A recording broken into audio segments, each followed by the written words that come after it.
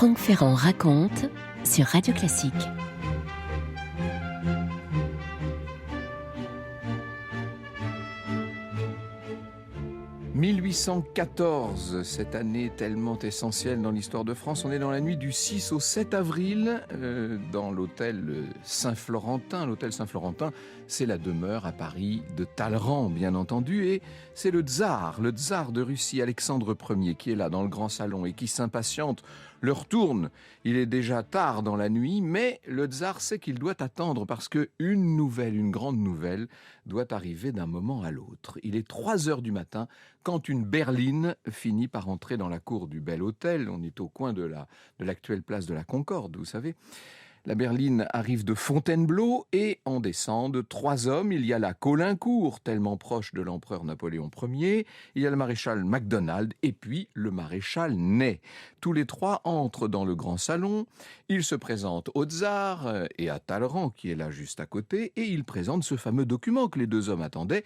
Et le document, c'est l'abdication de l'empereur. C'est l'abdication inconditionnelle de Napoléon Bonaparte. Parmi ces 3 émissaires qui se présentent avec le précieux document, il en est un qui a pris l'ascendant sur les 2 autres, c'est le maréchal Ney.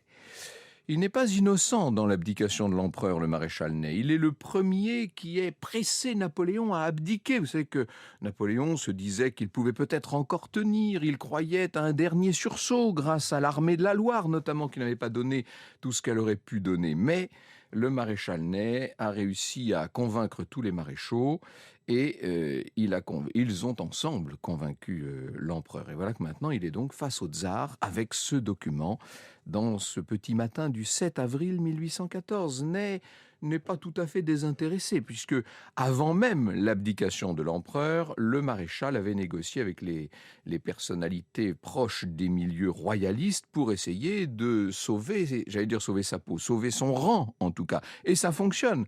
Le 20 avril, Napoléon quitte Fontainebleau, vous savez qu'il va prendre la direction de l'île d'Elbe. Et Ney attend celui qui va le remplacer. Celui qui va le remplacer, c'est le frère de Louis XVI, celui qui devient le roi Louis XVIII et qui arrive à Paris 9 jours plus tard.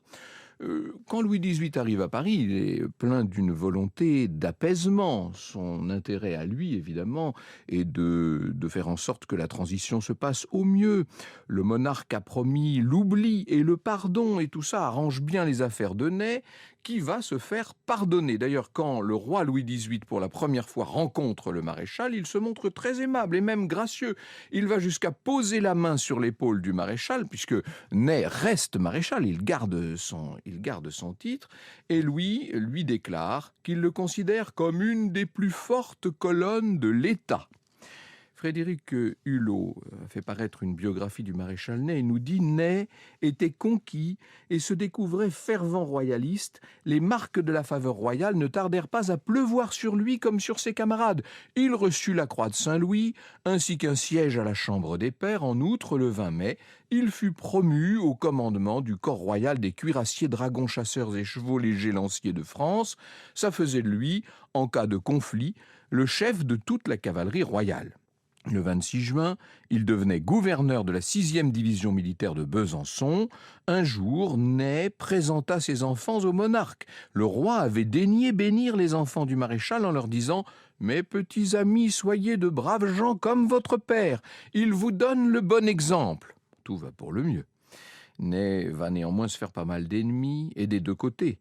Il y a tous ces anciens coreligionnaires bonapartistes qui voient évidemment son attitude comme une véritable trahison. Pour eux, Ney devait tout à la Révolution et à l'Empire. Il venait du reste d'un milieu très modeste, puisque son père était tonnelier en Lorraine, à Sarrelouis. Michel Ney devait cette extraordinaire ascension qui avait été la sienne et qui l'avait conduit jusqu'à devenir maréchal de France, d'abord à la Révolution, à la République, et puis surtout à l'empereur qu'il avait contribué à voir partir. De l'autre côté, il y avait dans les rangs royaux un certain nombre de personnes qui trouvaient quand même un peu fort que cet ancien ennemi de la monarchie puisse se balader maintenant avec aisance dans les ministères et les salons royaux, jusqu'à baiser la main du roi et à lui faire bénir ses propres enfants. Ce fils de tonnelier, pour eux, n'avait strictement rien à faire ici.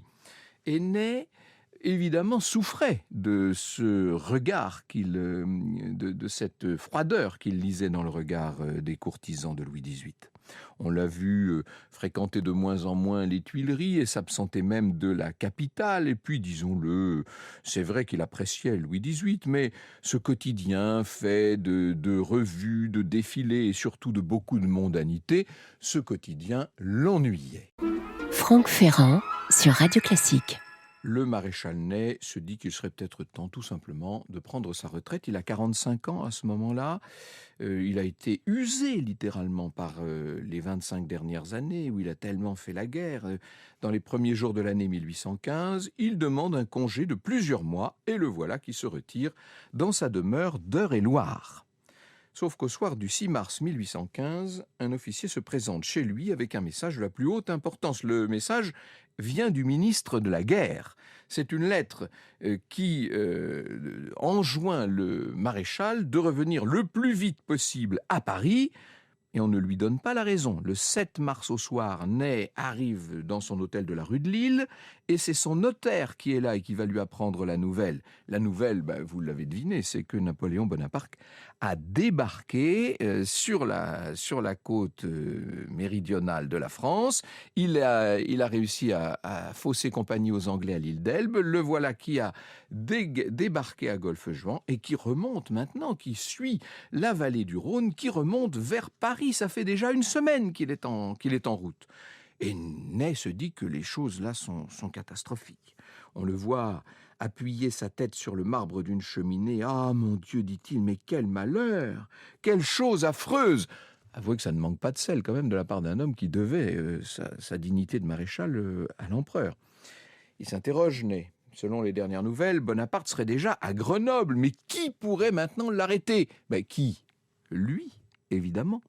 À 11h du soir, il demande audience au roi, qui le reçoit, bien entendu. Ney propose à Louis XVIII de prendre la tête de ses unités à Besançon et d'aller arrêter l'usurpateur. Il déclare au roi « Je me saisirai de lui, sire, je vous le promets, et je vous l'amènerai dans une cage de fer. » Vous écoutez Radio Classique.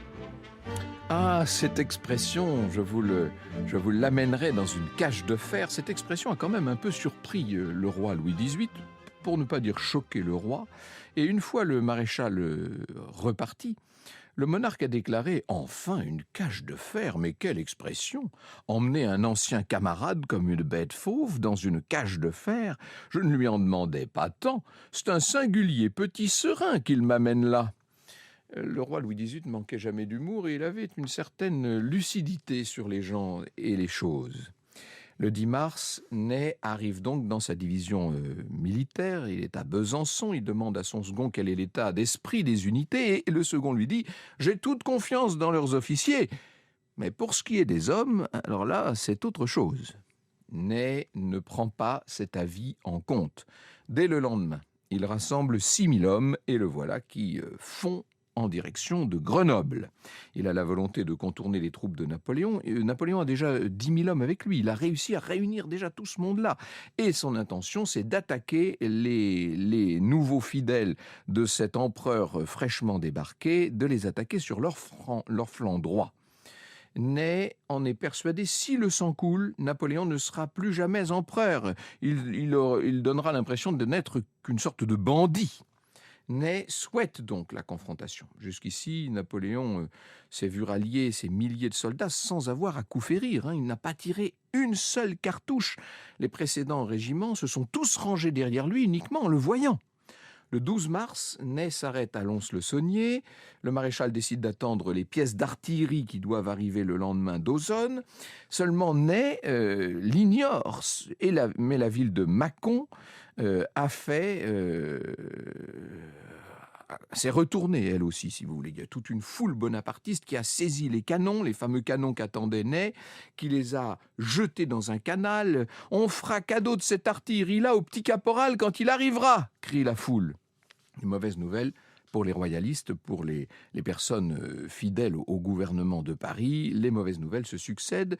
Napoléon maintenant n'est plus qu'à 50 km. La nuit du 13 au 14 mars tombe sur la ville de Lons-le-Saunier, a écrit André Castelot. Cette nuit fut décisive. Le maréchal se glisse dans son lit de l'auberge de la Pomme d'Or. Il ne dormira point. À plusieurs reprises, son aide de camp, le Vavasseur, pénètre dans la pièce porteur de nouvelles alarmantes. De tous les côtés, les troupes se rallient aux revenants de l'île d'Elbe. Déjà à Dijon, le drapeau tricolore est arboré. À chacune de ces nouvelles, le Vavasseur trouve le maréchal trépignant dans son lit. Et au matin du mardi 14 mars, le maréchal Bertrand se présente à Ney, porteur d'une lettre de Napoléon. Ney s'isole dans sa chambre, il décachette la lettre et voilà ce qu'il peut lire. C'est Napoléon, bien sûr, qui a écrit « Mon cousin, mon major général vous expédie l'ordre de marche. Je ne doute pas qu'au moment où vous aurez appris mon arrivée à Lyon, vous n'ayez fait reprendre à vos troupes le drapeau tricolore. Exécutez les ordres de Bertrand et venez me rejoindre à Châlons. Je vous recevrai comme au lendemain de la bataille de la Moskova. » Autrement dit, avec le plus grand pardon possible. Et Ney est tout décontenancé. Napoléon continue de le considérer comme son maréchal. Il décide de renvoyer Bertrand sans lui indiquer sa décision. Et dans la matinée, c'est le préfet de l'Ain qui vient rencontrer le maréchal Ney et qui lui dresse un tableau du département absolument catastrophique, avec partout les insignes royaux mis à bas au profit de la cocarde tricolore qu'on agite, alors que partout les villes crient « Vive l'empereur !» et Ney ne sait plus où donner de la tête. Jusque-là, il avait affiché un soutien indéfectible au roi Louis XVIII. Seulement, cette nuit l'a un peu chamboulé, disons les choses. Face à cet élan d'adhésion à Napoléon, Michel Ney n'est plus vraiment certain que ses propres troupes accepteront de lui obéir s'il devait leur ordonner d'affronter Bonaparte sur le champ de bataille. Ney décide de rassembler ses troupes le 15 mars, roulement de tambour, on bat le rappel.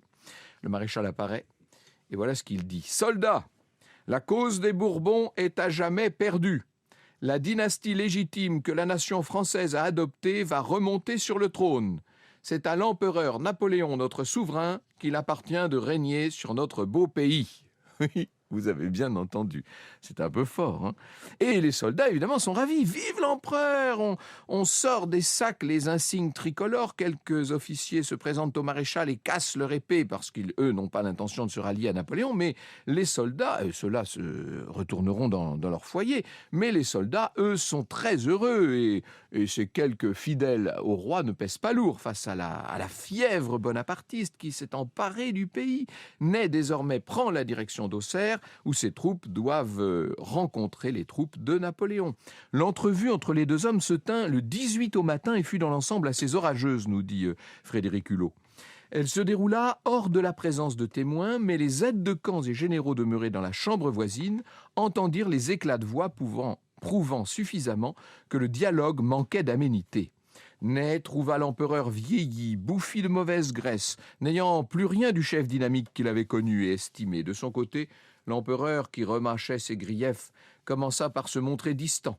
À la fin, Napoléon voulut faire preuve d'amabilité et s'enquit de l'importance du corps de Ney. En tout cas, le maréchal sortit du salon bien convaincu que malgré ses bonnes paroles, Napoléon n'avait ni oublié ni pardonné la scène de Fontainebleau un an plus tôt. C'est le 18 mars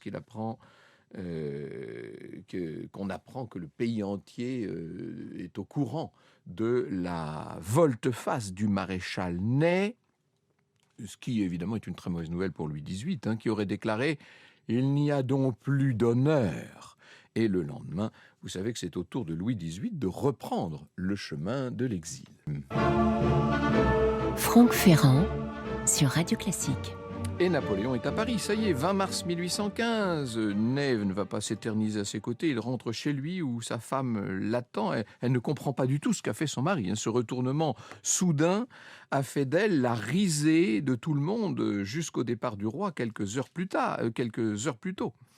De son côté, Napoléon apprend en arrivant à Paris quels ont été les propos de son maréchal à son égard, le ramener dans une cage de fer.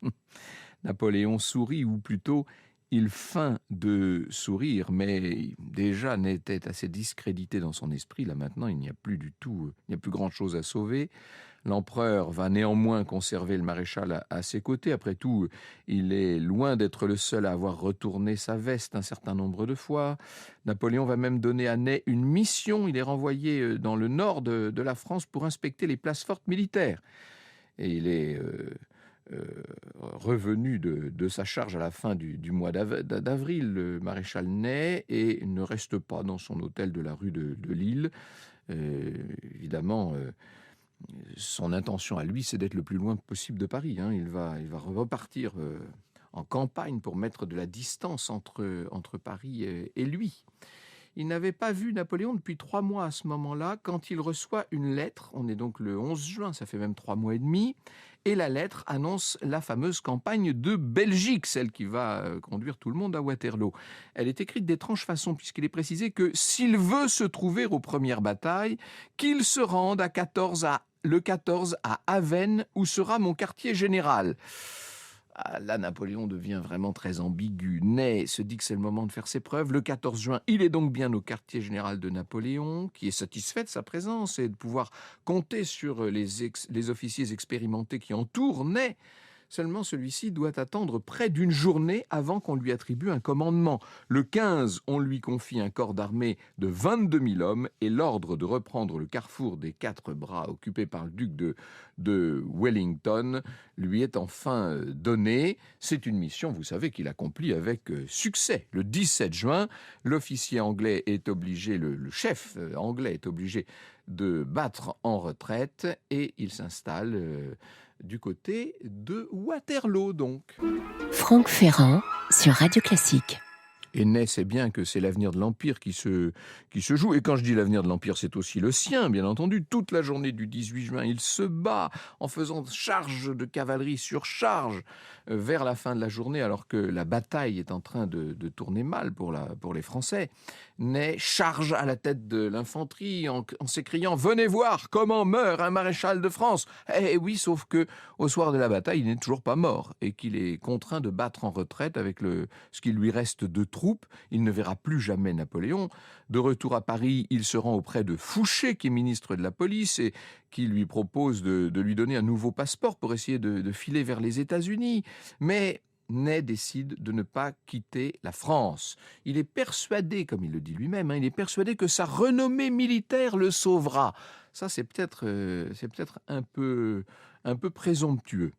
Il se rend aux eaux de Saint-Alban, on n'est pas loin de Roanne au début du mois de juillet, mais à la fin de ce mois, une ordonnance royale contient le nom d'une 20aine d'hommes à conduire devant le conseil de guerre. Et parmi ces 20 hommes, il y a le maréchal Ney, évidemment, qui est arrêté au début du mois d'août, qui est emprisonné à la conciergerie, puis à la prison du Luxembourg. C'est Jean-Baptiste Galen qui a préparé cette émission aujourd'hui et qui, lorsqu'il travaillait au palais du Luxembourg, a occupé un petit bureau qui était justement le cachot, qui était la cellule où l'on avait installé le maréchal Ney avant qu'il ne soit jugé par la Chambre des Pairs et non pas par un conseil de guerre. C'est en tout cas ce que lui voudrait, mais en fait... les choses sont un peu longues. Il faut attendre le 9 novembre 1815 pour que le maréchal Ney puisse enfin comparaître devant la Chambre. Durant près d'un mois, les séances se succèdent. Seulement, les pairs, à une très grande majorité, sont des royalistes. Qu'est-ce que je dis ? Ce sont même des ultras, comme on disait, c'est-à-dire des gens ultra fidèles aux Bourbons. Le 6 décembre, ils votent la mort. Ney apprend la sentence dans un grand calme. Sa femme va essayer d'aller plaider sa cause devant le souverain, mais elle n'arrivera à rien. Et le 7 décembre 1815, à 8h30 du matin, on le conduit, on le fait sortir de la prison du Luxembourg. La voiture s'arrête rue de l'Observatoire, là où se trouve le peloton d'exécution. Ney a refusé qu'on lui bande les yeux et il a déclaré « Camarades, tirez !» et visez au cœur, visez juste, aurait dit le maréchal Ney. Est-ce que le maréchal Ney est mort ? Est-ce qu'il a bien été exécuté ? Vous savez que certains prétendent qu'il aurait en vérité été substitué et qu'il aurait pu survivre à cette exécution. Ça nous entraînerait sur un tout autre terrain. Vous écoutez Radio Classique.